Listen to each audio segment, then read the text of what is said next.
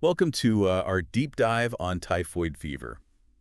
You guys have sent some amazing material from Untold Chronicles on Oh, YouTube, yeah. and we are so ready to dig in and help you get the most interesting bits out of it. It's really remarkable. We've got, historical accounts, medical explanations, and even the infamous Typhoid Mary story to unpack. So Yep. be sure to check out their channel and subscribe for more deep dives like this. It really is remarkable how typhoid, a disease that's been around for centuries, still has such a global impact. Okay, so let's start with the basics. What exactly is typhoid fever, and why should we even care about it today? Well, typhoid fever is a serious infection Yeah. caused by the bacteria Salmonella typhi. Okay. It spreads through contaminated food and water, and millions of people are affected by it globally each year. So it's not just historical curiosity. This is something that still poses a real threat. Absolutely. And what's really interesting is how the bacteria actually infects the body. You see, it can survive the harsh acidic environment of your stomach. Oh, wow. Then it invades the small intestine. And then, get this, it hitches a ride in your immune cells, Oh, no. called macrophages, to spread throughout the bloodstream. So sneaky. So it's not just a simple stomach bug. It really takes over your system. Exactly. And your body's immune response to this invasion Yeah. actually contributes to the symptoms. So think high fever, fatigue, headache, Yeah. and those telltale rose-colored spots you might have heard about. So if I'm hearing you correctly, getting infected is only the beginning. The way our body fights back also makes us feel terrible. You got it. And here's where it gets even more complex. Some people can become chronic carriers, Oh. meaning they harbor the bacteria without showing any symptoms. Wow. This brings us to the fascinating and controversial case of Typhoid Mary. Okay, I've heard that name Typhoid Mary, but I admit I don't know the full story. No. Why is her case so important? Well, Mary Mallon was a cook Okay. in the early 1900s Yeah. who unknowingly spread typhoid to numerous families. Wow. What makes her case so significant is that she was a healthy carrier, Oh, wow. meaning she had no symptoms herself, Oh, but no. was still able to infect others. So she was essentially spreading a deadly disease without even realizing it. That must have been terrifying for both her and the people she came into contact with. Absolutely.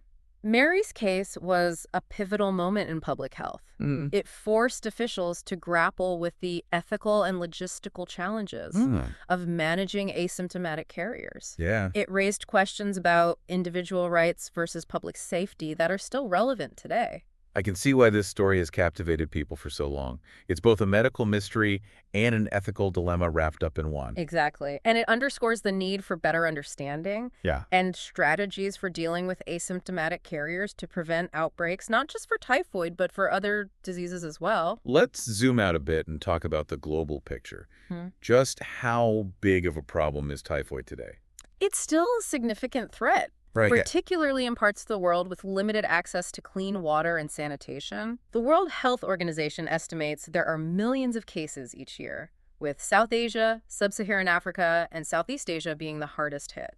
Millions of cases. Yeah. That's a staggering number. Right. So it's not just a historical problem or a concern for travelers to certain regions.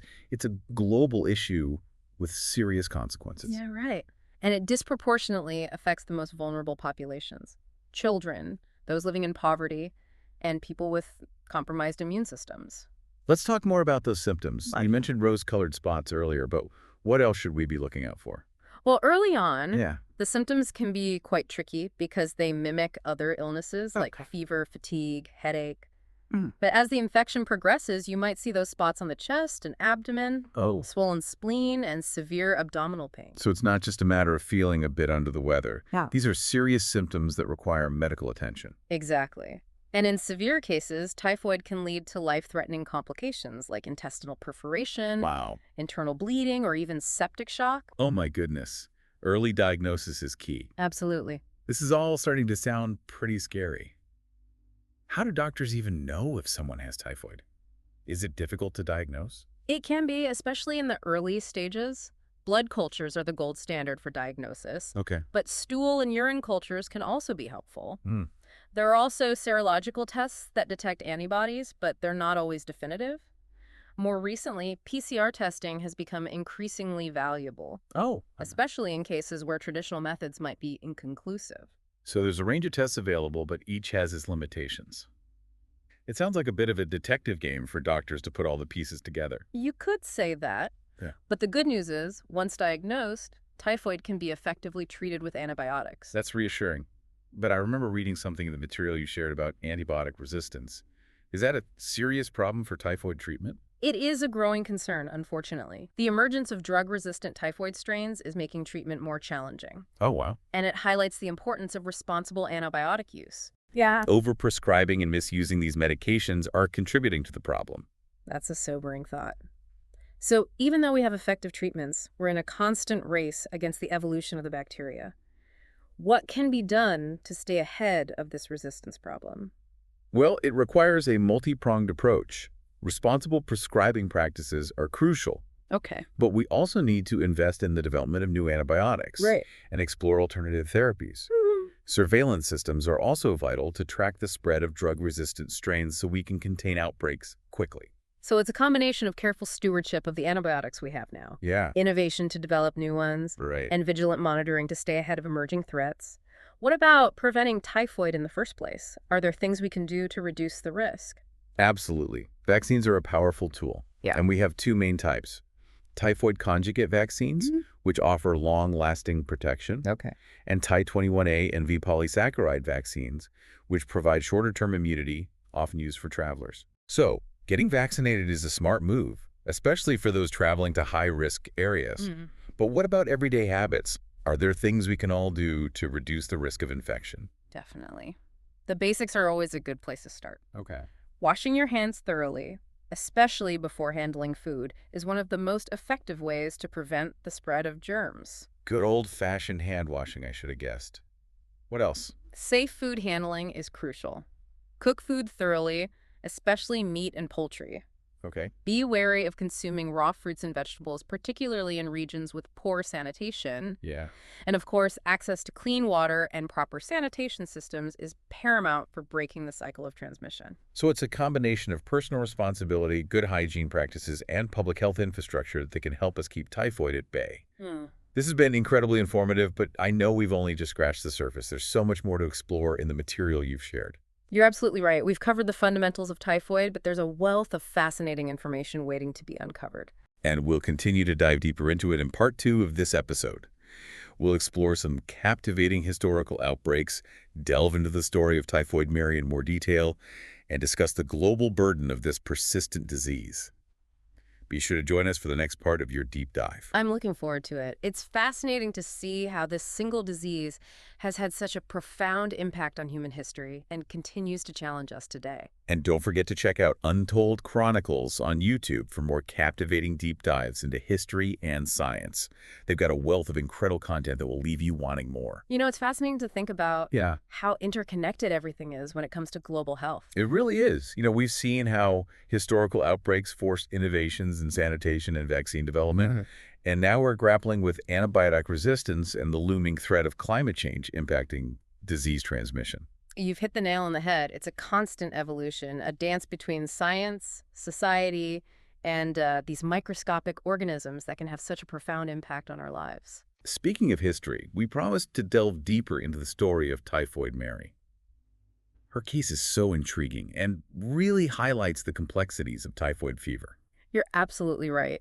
Typhoid Mary, as she's infamously known, provides a unique window into the challenges of asymptomatic carriers, a concept we touched on earlier. Yeah, for those who might not be familiar, let's set the stage. Mary Mallon was an Irish immigrant who worked as a cook in New York City in the early 1900s. She herself never showed any symptoms of typhoid, but she ended up infecting over 50 people, with several fatalities. Can you imagine the fear and confusion at the time? Oh, yeah. People were getting sick, some even dying, Right. and no one could figure out why the medical community was baffled, as they had never encountered a healthy carrier spreading disease on this scale before. It's like something out of a mystery novel. So how did they eventually connect Mary to these outbreaks? Well, enter George Soper, Okay. a sanitary engineer who was essentially a disease detective. He was hired to investigate a typhoid outbreak in a wealthy family's household, and through meticulous tracing of everyone Wow. who had been in contact with the family and their food, he kept coming back to Mary. But she was perfectly healthy, right? Right. How did he even begin to convince her that she might be the source? It was a delicate situation. I bet. Mary vehemently denied any involvement. Yeah. and refused to believe she could be spreading typhoid without being sick herself. Right. She likely felt targeted and misunderstood, Yeah. especially given the social prejudices of the time. I can only imagine how she must have felt accused of something so serious when she felt perfectly fine. Absolutely. It was a clash between scientific evidence Yeah. and personal belief. Right. A soaper eventually managed to obtain samples of Mary's stool and urine, Okay. and they tested positive for Salmonella typhi, Oh, wow. providing undeniable proof that she was a carrier. So what happened next? Knowing she was a carrier but showing no symptoms must have posed a huge dilemma for public health officials. It did. They couldn't just let her continue working as a cook, potentially infecting more people. Right. But they also grappled with the ethical implications of restricting her freedom when she hadn't committed a crime. It's a classic example of the tension between individual rights and public safety, something that's still debated today. Precisely. After much deliberation, they decided to quarantine Mary Oh, wow. on North Brother Island, Oh. a small island in the East River that housed a hospital for infectious diseases. Isolation. That must have been a difficult experience for her. It was Mary fought against it, Okay. feeling unjustly imprisoned. Of course. Her story became a media sensation, and the term Typhoid Mary was coined, Wow. forever linking her name to the disease. It's a tragic tale, really. Yeah. A woman thrust into the spotlight, vilified by the press, and forced into isolation, despite feeling healthy. Oh. It raises important questions about how we balance individual rights with the need to protect public health. You've raised a crucial point. Mary's story is a stark reminder that public health measures, Yeah. while necessary, can have profound impacts on individuals, and we need to approach these situations with sensitivity and a commitment to ethical treatment. Her case certainly sparked a lot of debate and controversy, It did. and it continues to fascinate people to this day. But let's shift our focus now to the broader picture. We've mentioned the global burden of typhoid, but I'd love to delve deeper into that aspect. Just how widespread is this disease today? Well, while typhoid might not be making headlines in developed countries, Right. it remains a significant threat in many parts of the world, Yeah. particularly in regions with limited access to clean water and sanitation. We're talking about millions of cases every year, right? Yeah. It's hard to grasp the scale of that. It is. The World Health Organization estimates between 9 and 20 million cases annually. Wow. And sadly, many of these cases result in death, especially in areas with limited healthcare access. Those numbers are truly sobering. It's a stark reminder that typhoid is far from a disease of the past, and that it continues to disproportionately affect the most vulnerable populations.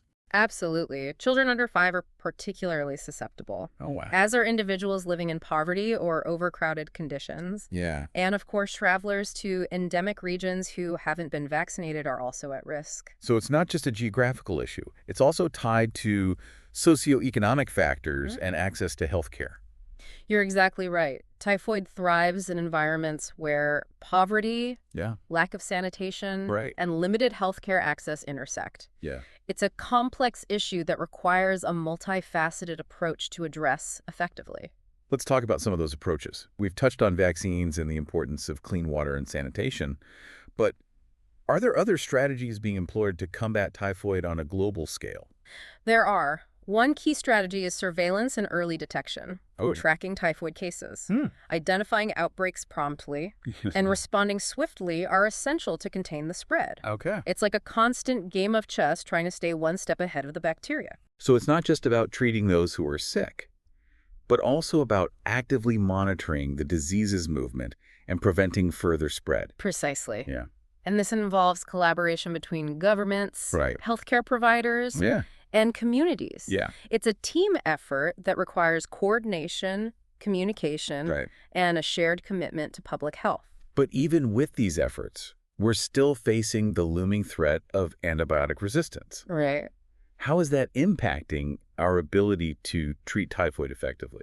Antibiotic resistance is a major concern. Yeah. We're seeing a rise in typhoid cases caused by bacteria that are resistant to commonly used antibiotics, Right. making treatment more difficult and increasing the risk of complications. So the drugs that used to be our reliable weapons against typhoid are becoming less effective. That's the unfortunate reality. Yeah. And it highlights the critical need for responsible antibiotic use. Overprescribing and misuse of these medications are fueling the development of resistance, making it even more challenging to treat typhoid effectively. This all sounds a bit daunting, but are there any glimmers of hope on the horizon? What advancements or research are giving you optimism in the fight against typhoid? Despite the challenges, Yeah. there are reasons to be hopeful.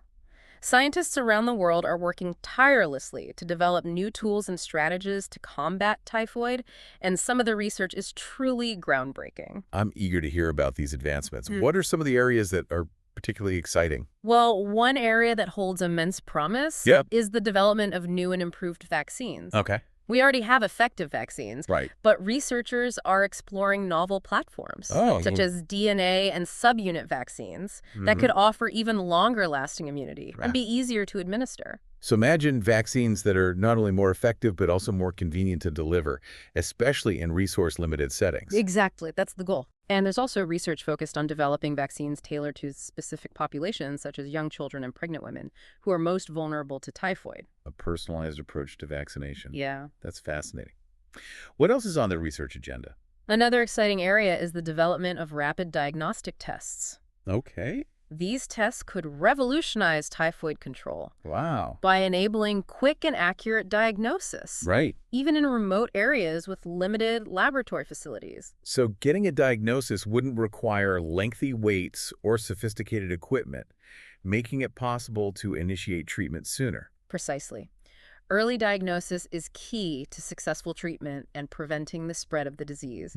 And let's not forget the incredible advancements in genomics. Right. By studying the genome of Salmonella typhi, Okay. scientists are gaining a deeper understanding of the bacteria's weaknesses, Right. which can lead to the development of more targeted treatments and preventive measures. It's like we're learning to outsmart the bacteria by understanding their genetic code. That's a great way to put it.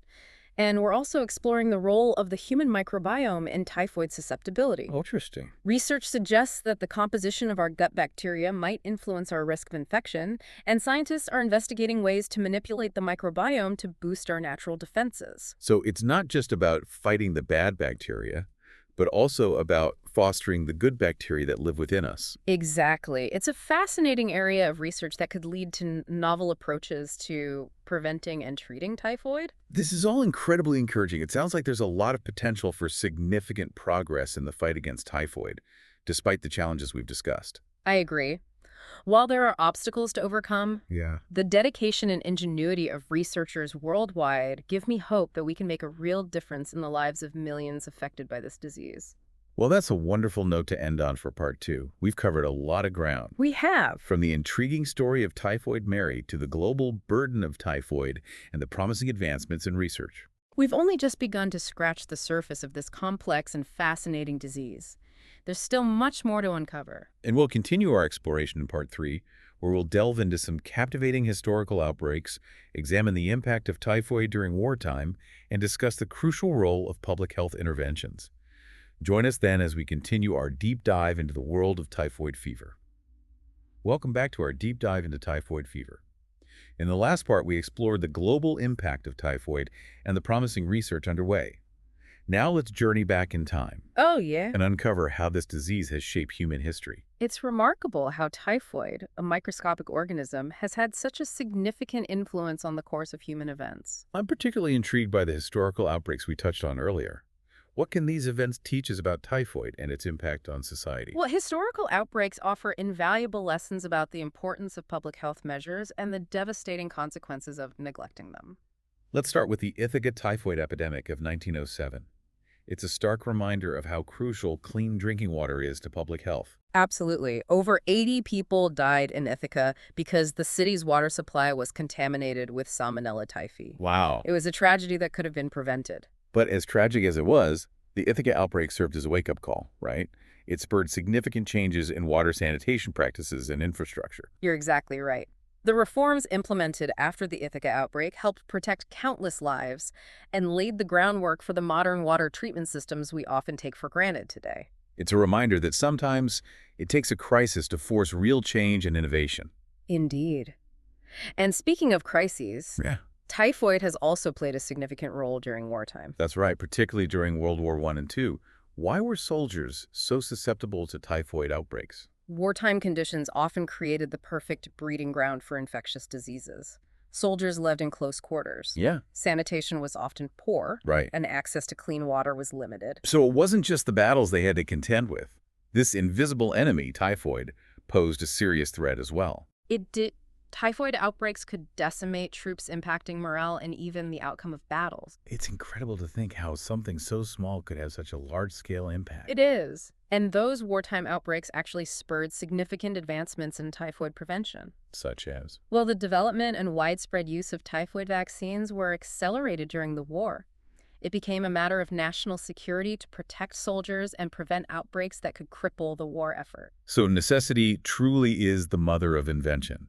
These wartime innovations likely saved countless lives, both during the war and in the years that followed. Absolutely. And another major historical outbreak that had a lasting impact on public health occurred in Hamburg, Germany, in 1891. I remember reading about that. It was one of the largest typhoid outbreaks in history, wasn't it? It was, Right. with tens of thousands infected and thousands of deaths. Oh my goodness. It was a devastating event that exposed the serious deficiencies in sanitation infrastructure in many European cities at the time. So it was a turning point, forcing cities to confront the reality of their inadequate sanitation systems. Exactly. The Hamburg epidemic led to significant improvements in municipal water treatment and sewage systems across Europe, and it raised public awareness about the importance of sanitation in preventing disease. It's amazing to see how these historical outbreaks, as tragic as they were, ultimately drove progress and innovation in public health. They served as stark reminders of the devastating consequences of neglecting public health measures, and they highlight the remarkable resilience of humanity in the face of such challenges. But as you've mentioned before, the fight against typhoid is far from over. We still face new challenges, such as antibiotic resistance and the potential impacts of climate change. You're right, history teaches us valuable lessons, Yeah. but we must also look to the future Right. and adapt our strategies to address emerging threats. Speaking of the future, I'm curious about something you mentioned earlier, personalized medicine. It Yeah. sounds like it could revolutionize how we approach typhoid and other infectious diseases. It has the potential to do just that. Imagine a future where we can use genetic testing to identify individuals who are most susceptible to typhoid and tailor preventive measures specifically for them. So instead of a one-size-fits-all approach, we could have targeted interventions based on individual risk factors. Exactly. And we could also use genetic information to predict how individuals might respond to different typhoid treatments. That could help us avoid prescribing antibiotics that might not be effective for certain individuals, and it could also reduce the risk of adverse reactions. Precisely. Personalized medicine could also pave the way for the development of new therapies that target specific pathways involved in how typhoid affects the body. It's fascinating to think about how this kind of personalized approach could transform healthcare, Yeah. making it more precise, effective, and hopefully more equitable. Equitable access is crucial. We need to ensure that the benefits of personalized medicine reach everyone, regardless of their socioeconomic status or location. It's a powerful reminder that scientific advancements must be coupled with a commitment to social justice. Absolutely. And we also need to address concerns about data privacy and security as we delve deeper into the world of personalized medicine. It's a delicate balance between harnessing the potential of this technology while protecting individual rights. It is. But I believe that with careful consideration and ethical guidelines, personalized medicine holds immense promise for the future of healthcare. This has been an incredibly insightful journey into the world of typhoid fever. We've explored its history, its impact on humanity, and the challenges and opportunities that lie ahead. It's been a pleasure delving into this topic with you. I hope our listeners feel empowered with a deeper understanding of this complex disease. I'm sure they do. And before we go, I want to encourage our listeners to check out Untold Chronicles on YouTube for more captivating deep dives like this one. They offer a wealth of fascinating content that will spark your curiosity and leave you wanting more. Don't forget to subscribe and share their channel with others who might be interested in learning more about the world around us. They're a fantastic resource for anyone interested in history, science, and the power of storytelling. And with that, we'll wrap up this episode. Thank you for joining us on this deep dive into typhoid fever. We hope you've learned something new and are inspired to continue exploring the fascinating world of science and history. Until next time, stay curious.